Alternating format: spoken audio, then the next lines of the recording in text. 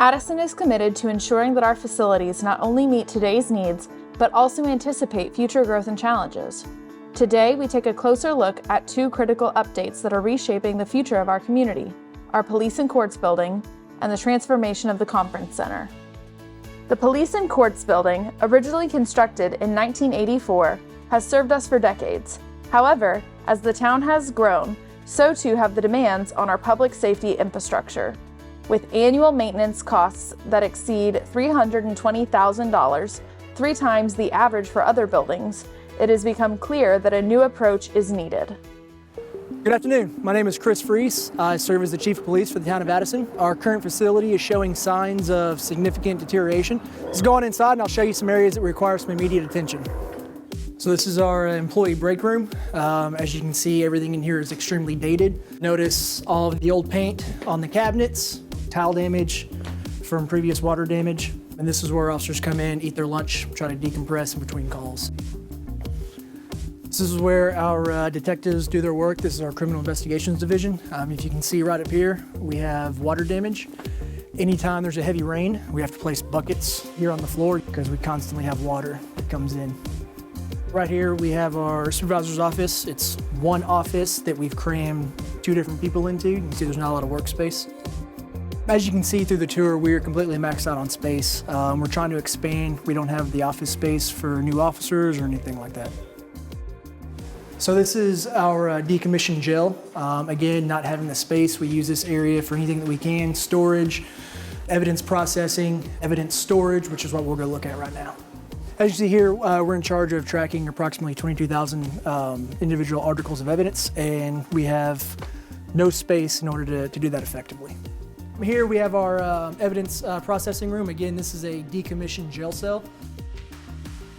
Due to the EOC requirement that all buildings have a space for nursing mothers, this is our lactation room that again is a previous jail cell that we've tried to outfit. So this is where members of our SWAT team hang their gear, their uniforms. Again, not having space, they try to make the best they do. We have officers hanging clothes on the wire from the telephone.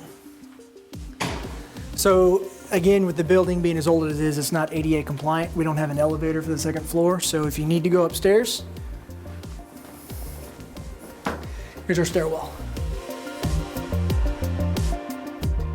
Now let's go in and look at our locker room. This is where our police officers come in, change, get ready for shift, take showers and everything like that.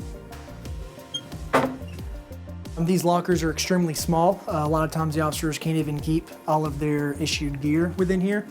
The new way going forward with new facilities is they're a lot wider and bigger that allows all of your gear to be stored in one spot. Again, and then just outgrowing the space that we have, trying to find and maximize any little place that we have. This is part of the shower, but we installed racks, and this is where officers keep their patrol bags, their boots, anything they want to try to hang up and dry out. As you can see, we've dealt with constant repairs from leaks to structural issues, and we've outgrown the space designed over 40 years ago.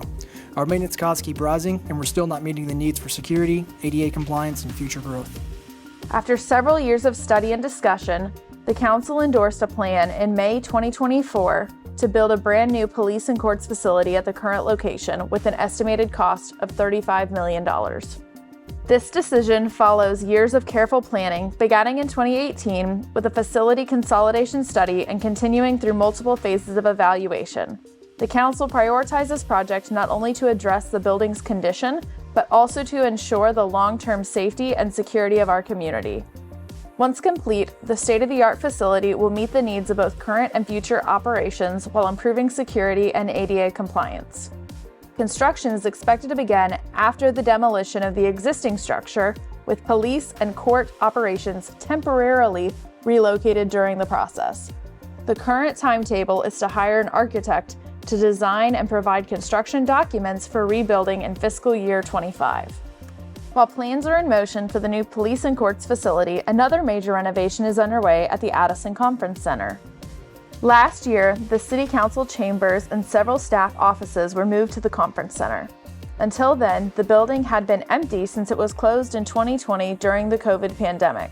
To better serve Addison's needs, the Conference Center is being reimagined to house permanent council chambers and offices of the city manager, city secretary, human resources, economic development, and marketing and tourism, with an investment of $2 million. In addition to better utilizing existing town assets, this plan will centrally locate many of the town's core functions.